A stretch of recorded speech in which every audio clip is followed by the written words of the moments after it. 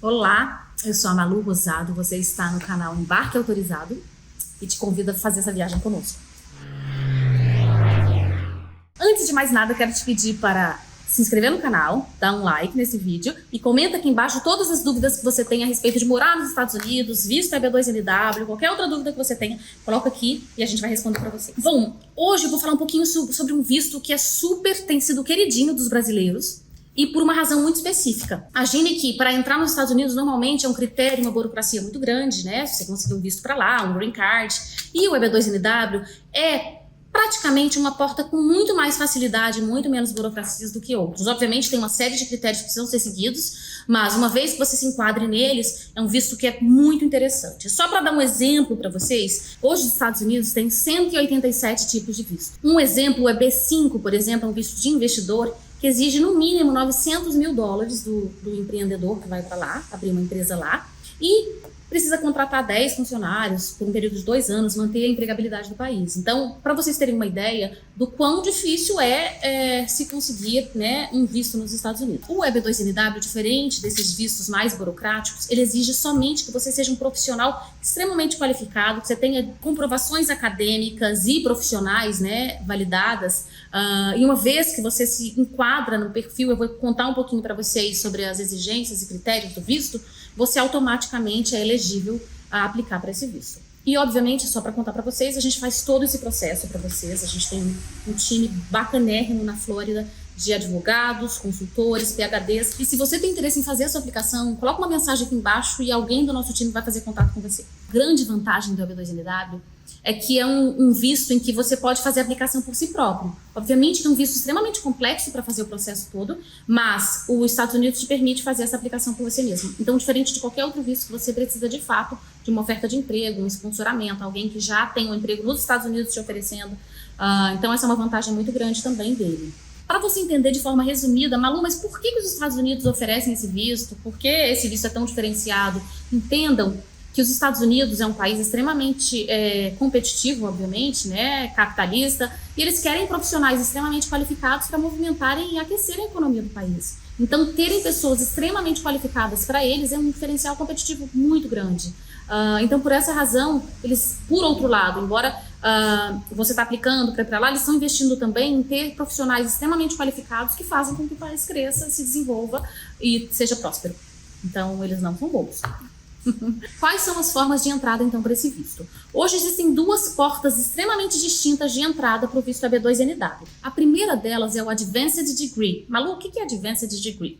Advanced Degree nada mais é do que uma graduação, um bacharelado que você tenha, mais 5 anos de atuação na área da sua formação após a conclusão do seu curso. Lembrando que no Advanced Degree, necessariamente você precisa ter se formado numa área, ter trabalhado 5 anos depois, obviamente, nessa área correlata, e estar aplicando para o visto EB2NW, toda a sua aplicação precisa necessariamente ser na mesma área. Dando um exemplo, vamos supor que você é dentista, você tenha trabalhado numa área administrativa nos 5 anos após a sua conclusão do seu bacharelado, e você deseja aplicar para abrir uma empresa de contabilidade nos Estados Unidos. Necessariamente as três conexões precisam ser correlatas. Okay? Uma vez que você identifique que você bateu esses critérios de ter o bacharelado, mais os 5 anos de experiência na área correlata, você está elegível a entrar pela porta do Advanced Degree. Quando a gente fala da Exceptional Ability, a gente fala de 6 critérios, mais um, que eu vou explicar no final para vocês esse mais um.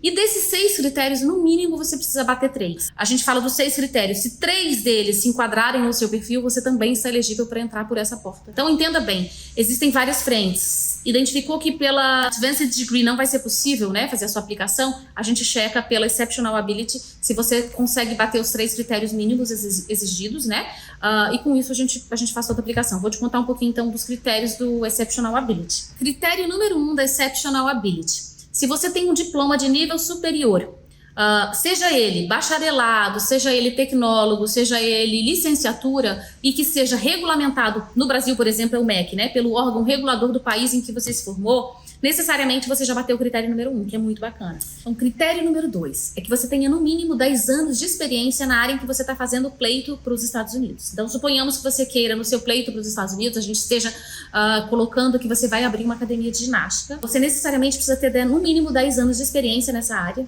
com academias e etc., para comprovar que você está elegível ao critério número 2. Critério número 3, você tem uma certificação da sua área de atuação. Então, suponhamos alguém que seja da área de TI, ter uma certificação, vamos supor, em Cybersecurity ou PMI. Então, necessariamente, se você tem certificações na sua área, você também está já elegível ao critério número 3. O critério número 4 é que você tem uma remuneração acima da média nacional. Como é que a gente identifica isso e a gente faz esse trabalho junto com você? Primeiro a gente vai colocar, vamos supor, para você ter uma ideia, né, se você se enquadra nesse critério, você pode mesmo colocar no Google, vamos supor que você seja advogada. Salário de advogada, média salarial advogado, e coloca na frente da palavra que você for buscar, Catho, C-A-T-H-O. Catho é uma empresa, né, em que traz várias referências a respeito de salários, cargos, etc. É uma referência bacana que a gente tem no Brasil. E, consequentemente, ele vai te buscar, vamos supor que ele te traga R$4.000 o salário de um advogado médio no Brasil. Bom, com isso, como é que a gente calcula o que seria acima da média nacional? Então, suponhamos que 4.000 euros com 30% a mais seria R$1.200 a mais. Então, a gente está falando de R$5.200. Então, suponhamos se a média salarial de um advogado é R$4.000 e você ganha 5.200, você já também bate esse critério número 4, que é muito legal. Quando a gente traz esse critério número 4, todo mundo fica, nossa, mas eu não ganho muito mais que acima da média nacional. Quando a gente vê 30%, quando você faz o cálculo, não é tão a mais. Então, muita gente bate esse critério e acho que vale a pena você dar uma pesquisadinha para checar. E como é que a gente comprova que você tem o rendimento acima da média nacional? A gente vai pegar os seus 3 últimos impostos de renda. Então, vamos lá, 2019, 2020, 2021, e a gente coloca no seu processo, no seu pleito, provando que você teve um rendimento anual ou mensal em torno de R$5.200. Então, consequentemente, se você se enquadra nesse formato, você já bateu também o critério número 4. Bom, o critério número 5 são associações e conselhos regionais. Então, suponhamos que você é formado em administração. Provavelmente você tem o CRA, você é engenheiro, você tem o CREA. Ou, por exemplo, você é vinculado a uma associação relacionada à sua área, né, de atuação. Então, necessariamente, se você tem qualquer uma dessas associações ou conselhos regionais, você automaticamente já está elegível ao critério número 5. Vale lembrar que se, por exemplo, a gente tem todo o seu processo, identifica que você não está associado a nenhum lugar e não tem um conselho regional, a gente pode te indicar uma associação em que você faça parte e, consequentemente, criar mais força para o seu processo, para o seu pleito e fazer com que você consiga bater o critério número 5 também. Critério número 6 são achievements. Malu, o que são achievements? São conquistas. Então, por exemplo, medalhas, troféus, momentos em que você foi reconhecido de uma forma profissional e que tem um peso muito grande. Como é que a gente hoje materializa esses achievements se você não tiver cartas e documentos? São cartas de referências extremamente robustas, de profissionais extremamente qualificados, que normalmente a gente pede para um chefe seu que tenha feito parte do seu passado profissional, ou um parceiro, ou um fornecedor, em que possa depor, né, fazer uma carta, pondo toda a experiência que teve profissional com você.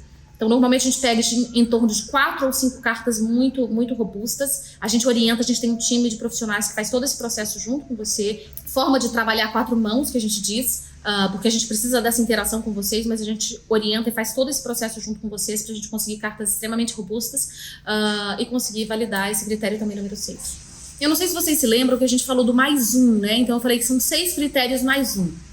Mais um são todos os documentos, tudo que puder provar em que você teve atuações na mídia, revistas, jornais, blogs, inclusive LinkedIn. Se você tiver feito alguma matéria, escrito alguma coisa a respeito, já tem um peso super grande. A gente anexa todo esse material ao seu processo, ao seu pleito, e isso ganha também muito mais força. Então, basicamente, essa entrada de exceptional ability que a gente fala, né, os 6 critérios mais um, que te tornam elegível ao B2NW. Vale lembrar, pessoal, que a princípio eu sei que parece super confuso, muita informação, mas eu quero só te dizer e te deixar tranquilo nesse sentido, porque a gente faz todo esse processo para você. Todo esse processo com você, tornando o seu caminho para o Green Card muito mais simples. Conte conosco. Coloca a sua dúvida aqui embaixo. Foi muito bom falar com você. Beijo. Tchau, tchau.